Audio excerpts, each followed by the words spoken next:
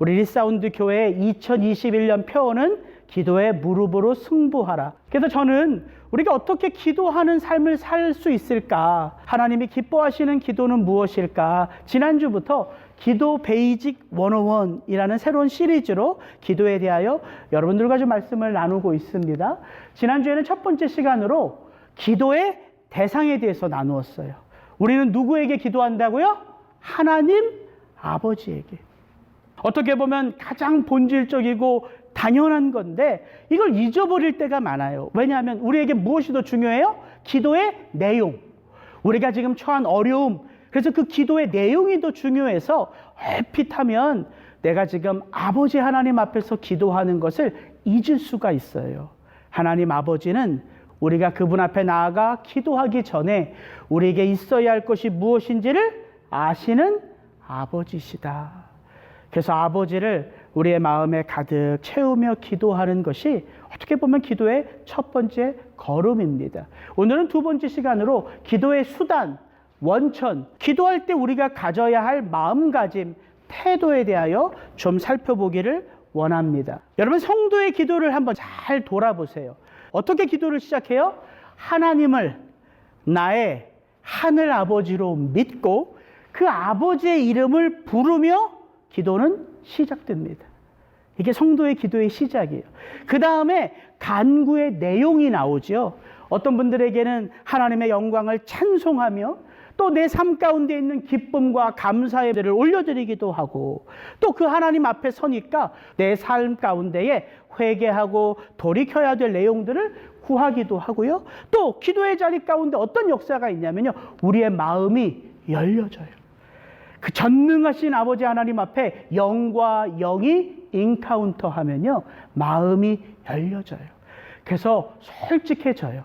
지금 내가 어떤 문제로 아프고 어떤 문제로 고민하고 있고 어떤 삶의 문제로 두려워하고 있는지를 고백하게 돼요. 그래서 우리의 삶의 문제와 아픔과 두려움을 고백합니다.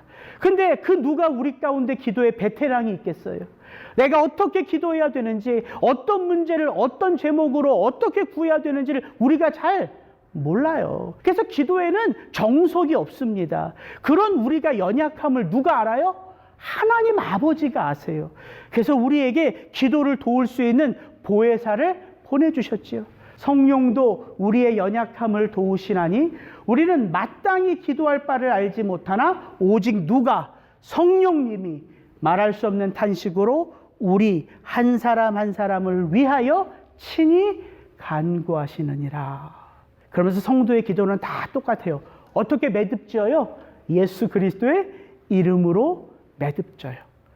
이게 성도의 기도입니다. 제가 이번 한 주 문득 성도의 기도를 돌이켜 보니까 성도의 기도는요, 삼위 하나님의 역사를 담고 있어요.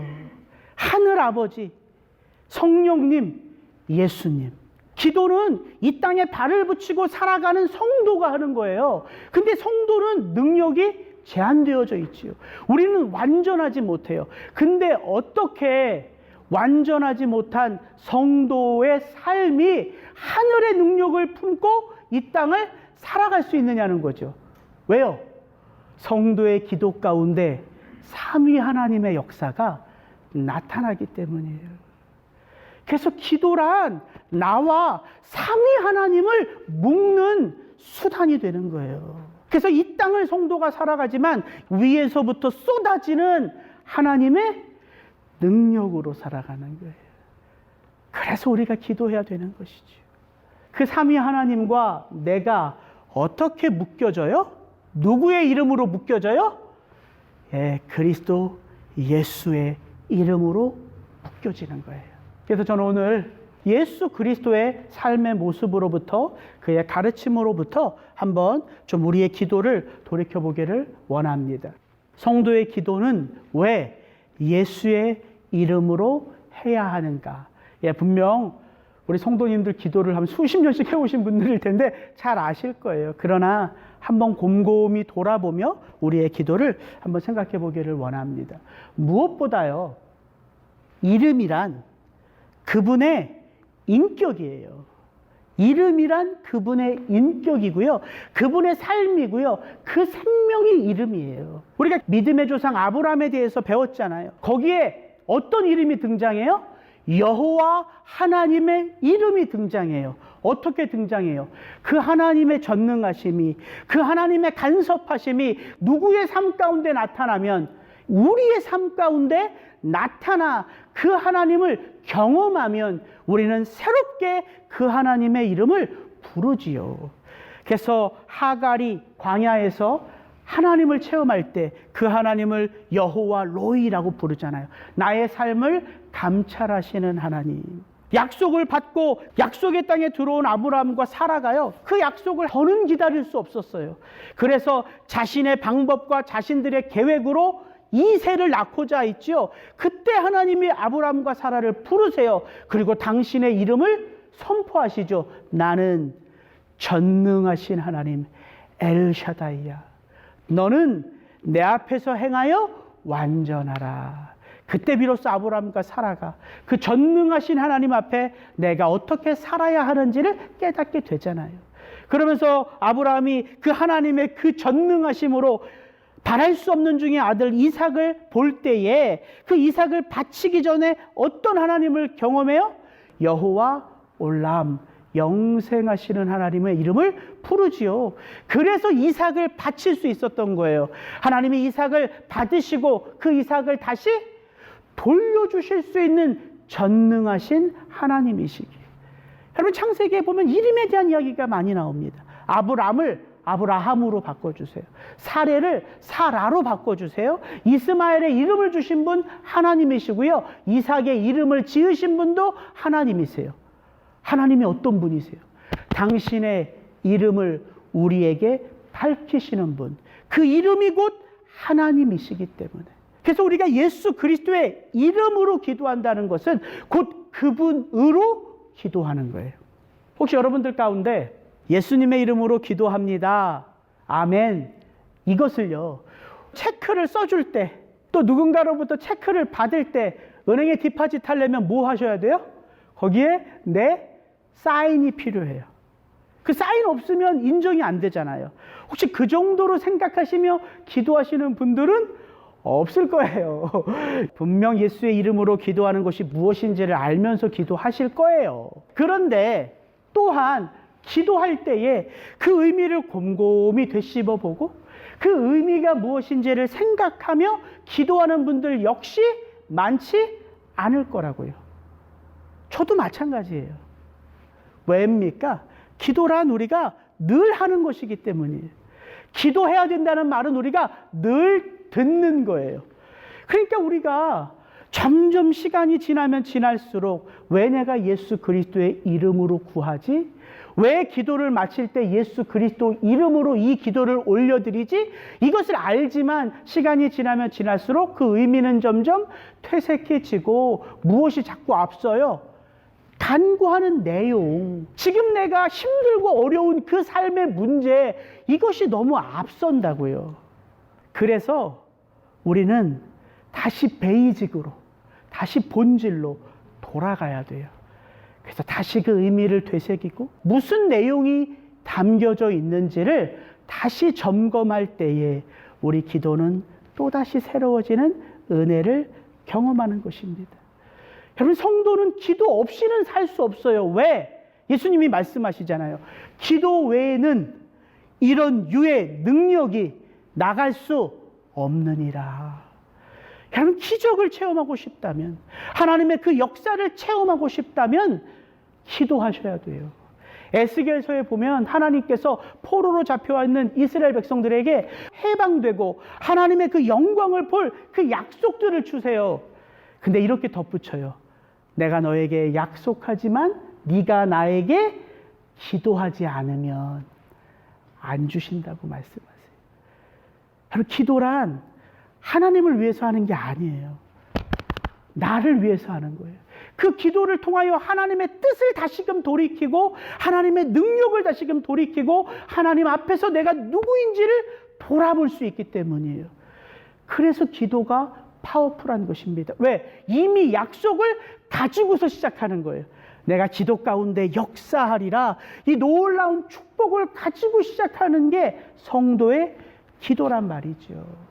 그런 의미에서 무엇보다 우리가 예수의 이름으로 기도하는 것은 이것이 예수님의 권면이고 부탁이고 명령이기 때문이에요.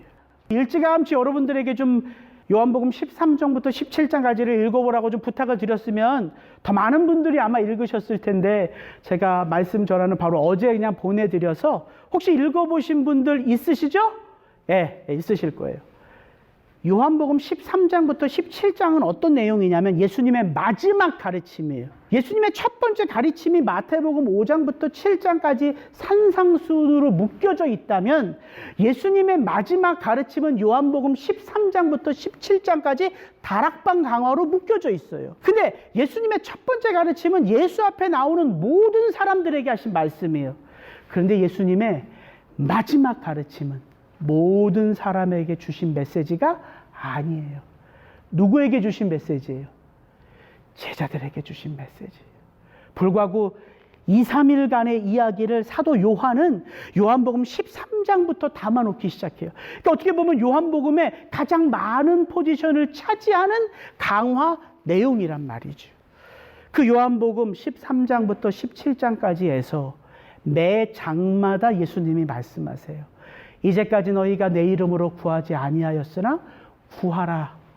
그러면 내가 시행하리라. 너희가 내 안에 거하고 내 말이 너희 안에 거하면 무엇이든지 원하는 대로 구하라. 그리하면 이루리라. 지금까지는 너희가 내 이름으로 아무것도 구하지 아니하였으나 구하라. 그리하면 받으리니 너희 기쁨이 충만하리라. 그 전에는 이런 말씀을 한 번도 안 하셨거든요. 그런데 이 마지막 다락방 강화에서 매 장마다 반복해서 내 이름으로 구해. 내 이름으로 구하면 아버지의 영광을 위하여 내가 행할 거야. 이렇게 반복해서 말씀하신대로요. 그래서 초대교회부터 성도들은 누구의 이름으로 기도했다고요? 예수 그리스도의 이름으로 기도했다고요. 그분의 권면이고 그분의 요청이고 그분의 명령이기 때문에. 그렇다면 왜 이렇게 예수님이 말씀하셨을까요? 이것이 좀 성경 전체를 다루는 내용이라서 조금 복잡할 수 있는데 절대 어렵게 생각하지 마세요. 내 이름으로 구해. 지금까지는 너희가 이렇게 기도하지 않았지만 이제부터 내 이름으로 구하면 내가 실행해 줄 거야. 왜 그렇게 말씀하셨냐면 두 가지 질문을 좀 이해하셔야 돼요. 예수님이 누구신가? 또 하나, 예수님이 어떤 삶을 사셨는가? 이것과 그렇게 말씀하신 게 연결되어져 있어요. 여러분, 예수님은 누구세요? 하나님의 아들이고 my Lord, my Savior죠. 골로새서 말씀, 그는 보이지 아니하는 하나님의 형상이요. 하나님은 영이시죠. 그런 하나님을 우리가 육의 눈으로 볼 수 있어요, 없어요? 못 봐요. 그 영이신 하나님이 이 땅 가운데 육신의 몸을 입고 오신 분이 누구예요? 그리스도 예수예요. 그래서 빌립보서에 이렇게 말합니다. 그는 근본 하나님의 본체시나 자기를 비워 종의 형체를 가지사 사람들과 같이 되셨고. 그러니까 예수님은 하나님이시면서 사람이신 거죠. 이것을 가장 잘 나타낸 곳이 요한복음이에요. 요한복음 1장 1절에 태초에 말씀이 계시니라. 이 말씀이 하나님과 함께 계셨으니 이 말씀이신 예수님이 육신이 되어 우리 가운데 거하심에 우리가 그의 영광을 보니 아버지의 독생자의 영광이요 은혜와 진리가 충만하더라. 하나님이신 예수님이요 이 땅에 인간의 몸을 입고 오셔서 드러내셨어요. 누구를? 하나님이 어떤 분이신지를. 이게 왜 중요하냐면 히브리서 말씀이에요. 옛적에 선지자들을 통하여 여러 부분과 여러 모양으로 우리 조상들에게 말씀하신 하나님이 이 모든 날 마지막에는 아들을 통하여 우리에게 말씀하셨으니, 구약의 모든 내용이 하나님이 하나님의 백성들, 이스라엘 백성들에게 주신 메시지예요. 어떻게 주셨어요? 예, 하나님의 사람들을 택하셔서 하나님의 말씀을 그들의 마음의 입에 담아 선포케 하셨어요. 그런 자들을 선지자라고 해요. 히브리어로 선지자가 나비예요. 나비. 하나님의 말씀을 가진 자를 나비라고 해요. 그럼 거짓 선지자는 누굴까요? 하나님의 말씀을 선포하지만 거짓 선지자는 누구의 말을 전하는 거예요? 내 생각과 내 뜻을 전하는 거예요. 참 선지자 나비는 하나님의 말씀을 받아 하나님의 말씀을 흘려보내는 자예요. 이게 구약이에요. 근데 이제 마지막 때, 종말의 시대, 예수 그리스도가 오므로 종말의 시대가 열렸죠. 종말이 언제 끝나요? 그가 다시 오심으로 끝나요. 그러니까 이 종말의 시대는 예수의 초림과 재림을 포괄하는 단어예요. 그 마지막 때에 하나님은 누구를 통해서 말씀하셨다고 말해요? 선지자가 아니에요. 아들을 통하여. 아들을 통하여 말씀하신 거예요. 그 아들의 삶이 곧 하나님의 삶이고요. 그 아들의 선포되는 말씀이 곧 하나님의 뜻인 거예요. 그래서 요한복음이 중요한 거예요. 말씀이신 예수님이 육신의 모습으로 오셔서 우리 가운데 거하심에, 여기서 이 거하다라는 말은요, 타버너클이에요. 장막. 이스라엘 백성들이 광야를 지나갈 때 장막을 치잖아요. 그 장막이 뭐의 상징이에요? 하나님이 우리와 함께 하심의 상징이잖아요. 그래서 그 장막 안에서 속죄소 앞에서 지난주 말씀드렸잖아요. 모세가 누구의 음성을 들어요?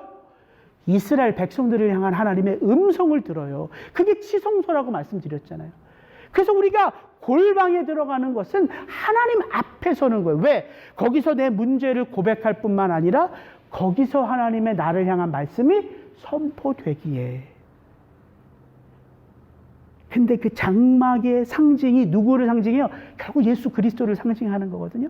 그 예수 그리스도가 우리 속에 거처를 펴셨대요. 하나님을 드러내시기 위하여, 하나님을 보여주시기 위하여, 하나님을 알려주시기 위하여. 그래서 우리가 예수 그리스도의 이름으로 기도하면 뭘 기도하는 거예요? 그분이 하나님과 맺은 관계, 그분이 하나님을 위한 삶, 그분이 하나님의 뜻을 이루기 위한 삶이 우리 속에 드러나요, 안 드러나요? 드러난다는 거예요. 그래서 예수님이 이 다락방 강화에서 내 이름으로 구해 사람들에게 하지 않고요, 그와 함께 더불어 제자의 삶을 살아온 제자들에게 말씀하셨다고요. 왜? 그 제자들이 뭘 알아요? 예수님이 어떻게 여기까지 오신 줄을 알아요. 요한복음에 보면 7 I am이 나와요. 이게 요한복음의 핵심입니다. 7가지 기적과 7가지 I am. 예수님이 A고 A미, 나는 뭐뭐다, 이렇게 말씀하세요. 근데 이게 이스라엘 백성들은 너무 잘 알아요. A고 A미가 곧 뭐냐면 이걸 히브리어로 바꾸면 야훼라는 뜻이에요. 하나님이 당신의 이름을 여호와라고 계시했잖아요, 모세에게. 나는 스스로 존재하는 자다. I am what I am. 이게 야훼라는 뜻이에요. 그것을 헬라어로 바꾸면 에이고 에임이에요. 그러니까 이스라엘 백성들이 예수님이 나는 생명의 떡이야, 나는 길이요 진리요 생명이야, 이렇게 선포하면요, 바리새인이나 서기관과 제사장들이 혈안이 돼요. 왜? 내가 곧 하나님이야, 이렇게 말씀하신 거거든요. 그래서 요한복음의 이 7 I am, 이게 핵심이에요. 예수님이 말씀하세요. 당신이 생명의 떡임을, 나는 세상의 빛이라, 나는 양의 문이라, 나는 선한 목자라, 나는 부활이요 생명이라, 나는 길이요 진리요 생명이라, 나는 포도나무요 너희는 가지라. 근데 이 말씀, 하나님이 어떤 분이신지를 선포하신 이 7개의 I am을 가만히 생각해 보면 2가지 의미가 있어요. 하나님이 누구신지를 선포함과 동시에 또 뭘 알 수 있어요? 우리가 그 하나님 앞에 누구인지를 밝히신 거예요. 예수님이 말씀하셨어요. 나는 생명의 떡이라. 하나님이 우리의 생명의 떡이에요.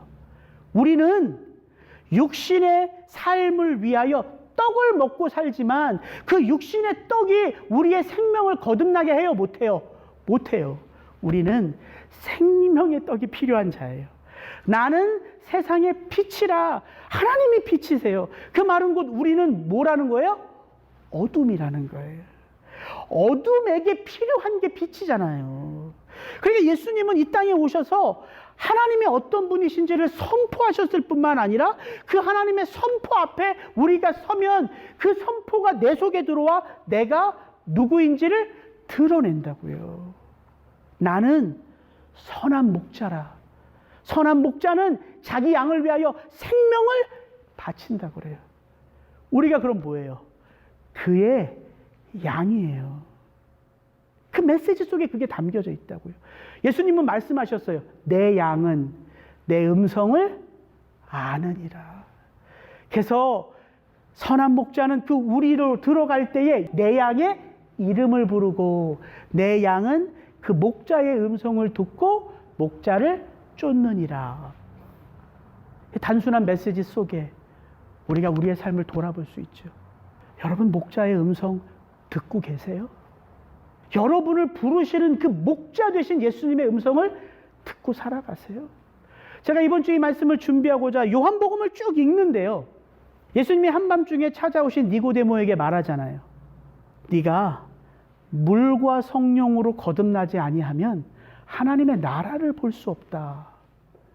근데 늘 제가 그 말씀을 읽어도 그게 하나도 저한테 질문을 던지거나 이상하거나 은혜로 다가오지 않았거든요. 왜? 나는 그냥 물과 성령으로 거듭났다고 저는 늘 생각하고 있었어요. 근데 이번 주에 이 말씀을 이제 요한복음을 쭉 읽으면서 이제 설교를 준비하는데 물과 성령으로 거듭나지 아니하면 하나님의 나라를 볼 수 없느니라.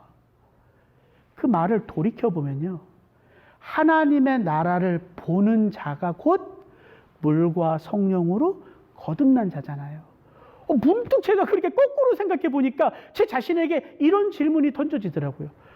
너 지금 하나님의 나라를 보면서 살아가고 있니? 너 지금 하나님 나라의 영광을 위하여 살아가고 있니? 그렇게 질문이 던져지니까 부끄러워지더라고요. 정말 내 안에 하나님의 나라가 채워져 있을까?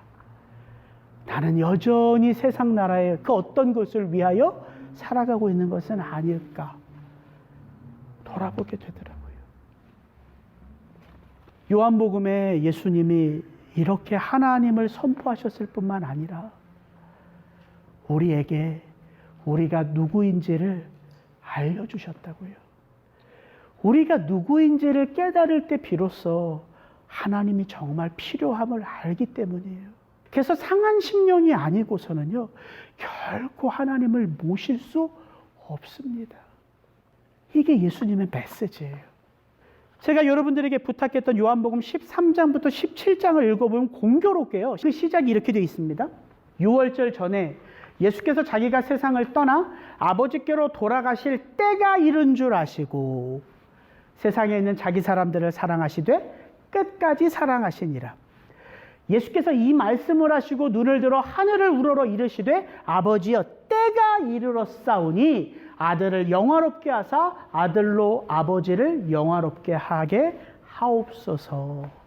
예수님이 이 다락방 강화를 왜 하셨어요? 때가 이르렀기 때문이에요. 그러면 요한복음에서 말하는 이 때 굉장히 많이 나오거든요. 요한복음에. 이 때는 어느 때를 말할까요? 이 본문을 봐도 우리가 알 수 있어요. 예수님이 아직 내 때가 이르지 아니하였나이다. 때가 이르지 아니하였으니까 나는 예루살렘에 올라가지 아니하리라. 이제 때가 이르렀어요. 그 때가 어느 때예요? 아버지께로 돌아갈 때. 예수님은요, 이 땅에 아버지의 보냄을 받아 오셨고요. 이 땅에서 아버지의 뜻을 이루며 아버지의 부름을 받아 아버지께로 돌아가셨어요. 여기서 말하는 때란 아버지께로 돌아가실 때, 아버지의 뜻을 다 이루실 때 십자가를 말하는 거예요. 십자가.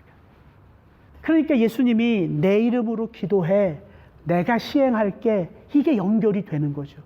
이제 예수의 이름으로 기도하면 그분이 행하실 수 있어요. 왜?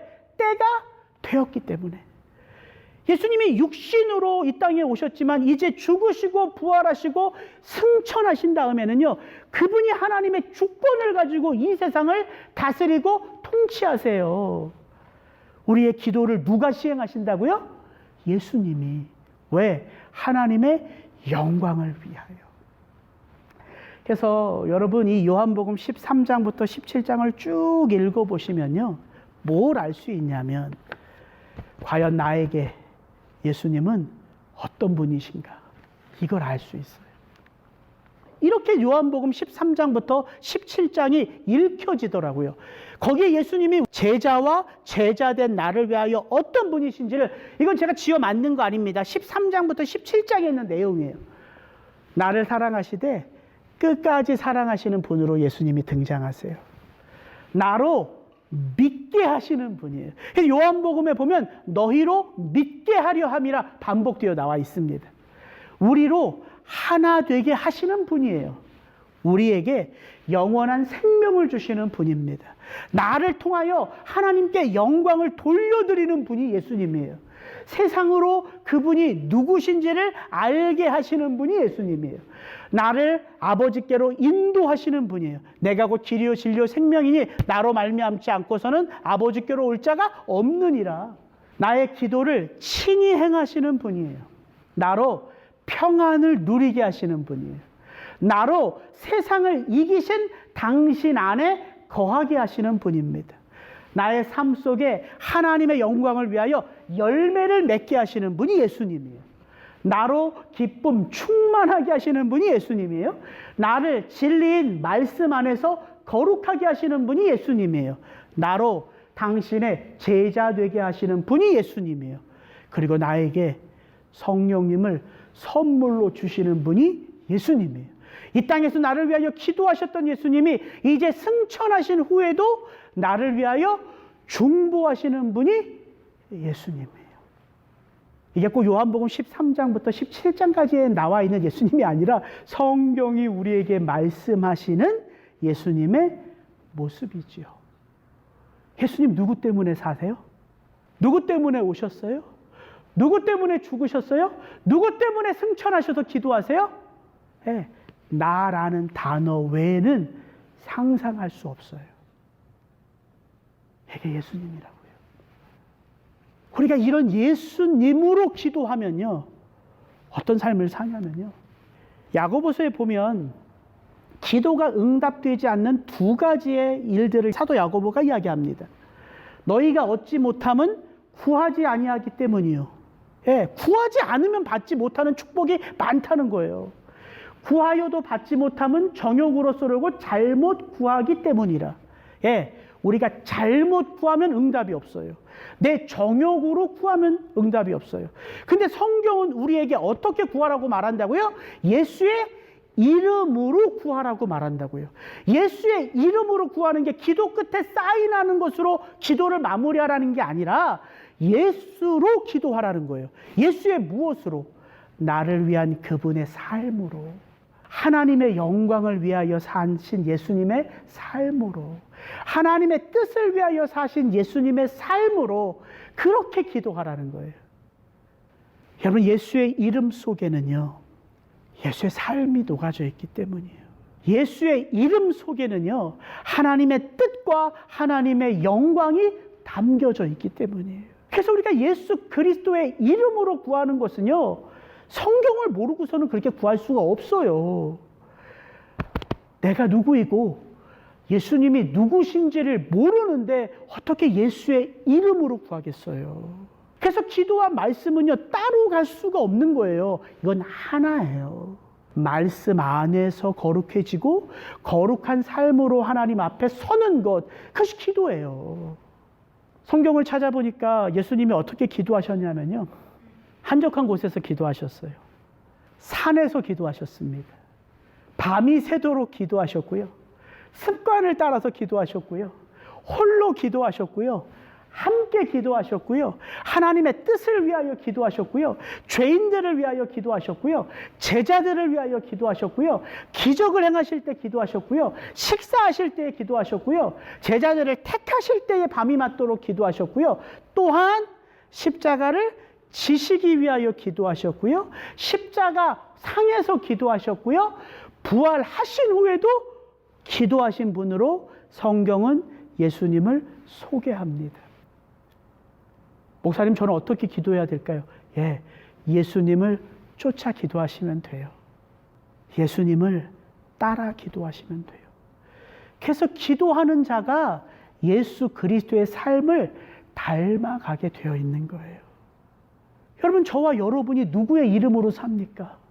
우리가 누구예요? 그리스도인들 아닙니까? 우리가 그리스도인이에요. 그리스도인이란 이름의 뜻이 뭐예요? 그리스도 예수로 살아가는 자잖아요. 왜? 그분이 나에게 구원을 주셨어요. 그분 때문에 하나님이 아버지이시지, 예수님 제외하고 하나님을 아버지라 부를 수 있는 사람이 어디 있어요? 예수의 중보 없이는 다 죽는데 하나님을 대면하여 설 수 없잖아요. 다 불로 소멸해요. 근데 예수님은 제자들에게 말씀하시잖아요. 너희가 아직도 나에게 아버지를 보이라 하느냐? 나를 본 것이 누구를 본 것이다? 아버지를 본 것이다. 나를 섬긴 것이 누구를 섬긴 것이다? 아버지를 섬긴 것이다. 우리가 그리스도 예수 안에서 하나님을 아버지로 받은 거예요. 이것이 그리스도인입니다. 여러분, 어떤 것을 간구하고요, 예수님의 이름으로 기도합니다 라는 말은요, 기도를 끝냈다는 말이 아니에요. 더 정확하게 말하면 내 간구가 하나님의 뜻과 하나님의 영광을 위한 삶으로 새롭게 시작합니다의 결단이란 말이에요. 기도를 아랜 게 끝이 아니라 기도를 아랜 게 시작이란 말입니다. 제가 참 좋아하는 말씀이에요. 골로새서 4장 2절 말씀. 기도를 계속하고 기도의 감사함으로 깨어 있으라. Continue in prayer.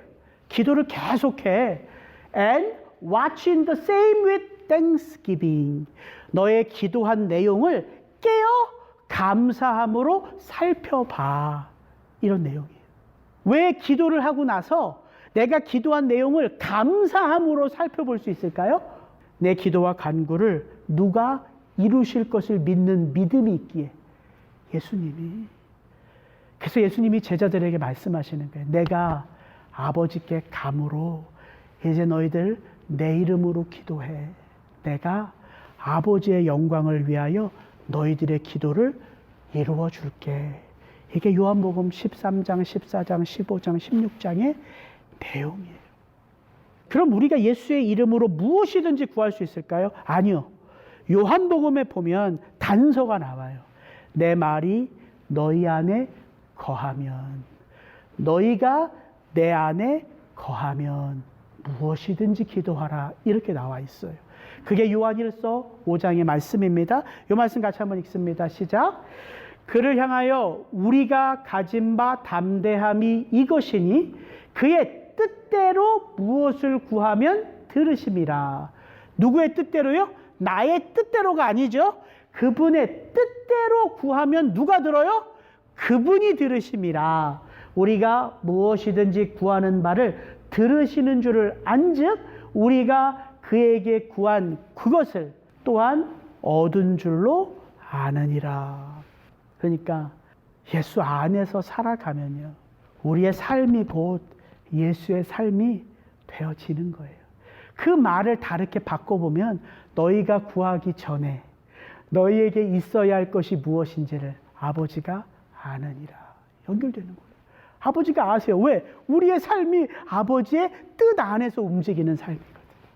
그러니까 기도를 떼쓴다고 응답되는 게 아니라요, 강력하게 기도한다고 응답되는 게 아니라요, 아버지의 그 아버지 되심을 우리의 마음에 가득 채우고 우리의 기도를 마무리할 때 예수 그리스도의 이름으로 그 기도를 갈무리하며 이제는 우리의 삶 속에 예수의 삶이 드러나면 기도는 응답되는 거죠.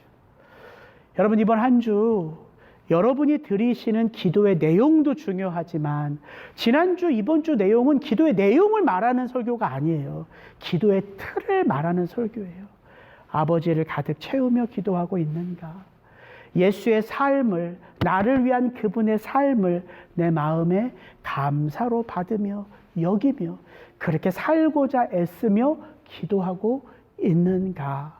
이것들을 한번 돌아보게 되시기를 주의 이름으로 축복합니다. 오늘 새벽에 이제 말씀을 정리하고자 하나님 앞에 이제 기도하는데 정말 불현듯 하나님이 저한테 이런 마음을 주세요. 기도에 대한 설교를, 기도에 대한 책 몇 권 읽고 요한복음 21장을 쭉 읽어보면서 기도 설교를 준비하냐? 하나님이 저한테 그렇게 말씀하시는 것 같아요. 제가 깜짝 놀랐어요. 이 땅에 필요한 건 기도에 대한 지식이 아니다. 하나님의 나라와 하나님의 뜻을 위하여 기도하는 사람이 필요해.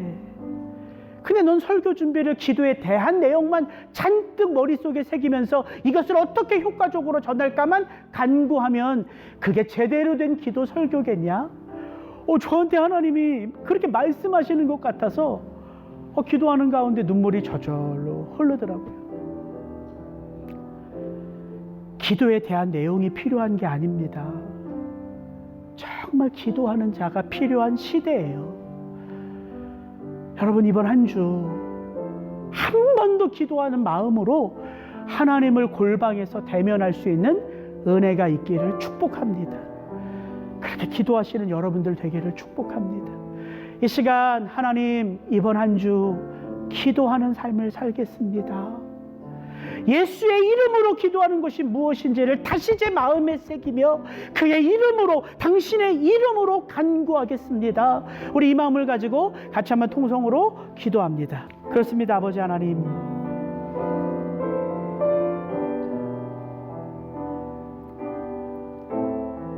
부끄러운 마음 가득하지만 하나님의 도움을 구합니다. 우리 성도님들 한 분 한 분들이 다 알고 있는 내용이지만 예수 그리스도의 이름으로 기도하는 것이 무엇인지를 다시 한번 그 마음에 새길 때에 우리 성도님들의 기도 자리에서 저는 예수님의 모습이 떠오르기를 원합니다. 한적한 곳에 나가 기도하시고 밤이 맞도록 기도하시고 제자들을 위해 기도하시고 죄인들을 위해 기도하시고 십자가를 지시기 위하여 기도하시고 십자가상에서 기도하시고 부활의 영광을 체험하며 그 모든 권세를 가지고 계시지만 아버지 보좌 우편에서 우리를 위하여 여전히 기도하시는 그 예수님을 생각하기를 원합니다. 그리고 우리 성도님들이 힘든 문제를 놓고 아버지 앞에 기도할 때에 그 예수님이 과연 나에게 어떤 분이신지가 가슴 절절히 체험되어지기를 원합니다. 나를 사랑하시고 나로 믿게 하시고 나로 제자 되게 하시고 나로 하나님의 영광이 되게 하시고 나로 늘 열매 맺게 하시는 그 예수 그리스도가 체험되어질 때에 하나님, 우리의 기도가 새로워지기를 원합니다. 하나님, 우리의 기도가 이기적인 기도가 아닌, 욕망의 기도가 아닌, 다만 나의 간구만을 위한 기도가 아닌 하나님의 영광을 위한 기도가 될 수 있도록 하나님, 우리의 기도 가운데 간섭하시고 역사하여 주시옵소서. 주님 감사합니다. 나의 계획이 실패하고 나의 소망이 끊어질 때 삶의 주관자 되신 그분 앞에 나의 무릎을 꿇어 경배하네. 나의 삶을 그분께 맡길 때 비로소 나의 마음에 평안해. 구원의 반석 되신 예수의 이름을 소리 높여 찬송하네. 예수 이름 높이세 능력의 그 이름, 예수 이름 높이세 구원의 그 이름, 예수 이름을 부르는 자, 예수 이름을 믿는 자, 예수 이름 앞에 나오는 자 복이 있도다. 아멘. 이 시간 자리에서 일어나시면 제가 축도하고 오늘 예배를 마치겠습니다. 참 좋으신 아버지 하나님, 다른 이로서는 구원을 얻을 수 없나니 천하인간의 구원을 얻을 만한 다른 이름을 우리에게 주신 일이 없음이니라 선포하였던 사도들의 그 선포가 은과 금은 내게 없거니와 내게 있는 이것을 내게 주노니 나사렛 예수 그리스도의 이름으로 일어나 걸으라 선포했던 그 사도들의 선포가 오늘 이 땅을 살아가는 우리들의 삶 속에 나타나고 있는지, 기도 가운데 그 능력의 이름이 나타나고 있는지 우리의 삶을, 우리의 기도를 다시금 돌아봅니다.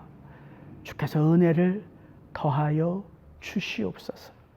이제는 우리 구주 예수 그리스도의 이름과 아버지 하나님의 그 다음이 없는 사랑과 성령 하나님의 교통케 하시고 하나 되게 하심의 그 역사가 아버지를 부르고 예수의 이름으로 그 기도를 매듭지으며 삶의 자리에 예수의 삶으로 살아가기를 선포하며 나아가는 우리 리사운드 성도님들을 한 분 한 분들의 삶 가운데에 그들의 자녀들의 인생 가운데에 이제로부터 영원토록 함께 하시기를 축원하옵나이다. 아멘.